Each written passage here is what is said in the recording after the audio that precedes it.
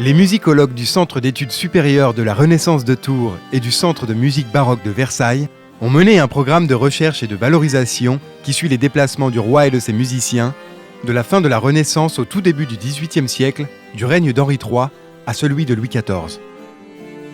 C'est une expérience assez originale. On voit une réelle recherche sur le dispositif musical. Des musiciens investissent 4 des principales résidences royales de cette période.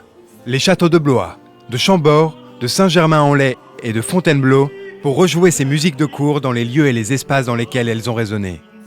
C'est une vocalité qui est totalement différente. Niveau caractère, c'était vraiment bien. Ça m'a donné des frissons, donc bravo. Cette expérimentation a pour but de mieux saisir les dispositifs acoustiques, musicaux et architecturaux, ainsi que leurs implications sur l'évolution des répertoires. On est au cœur même de la musique de l'ouvrage, c'est absolument passionnant. Ça se rapproche de ce que pouvait être le point d'écoute du roi.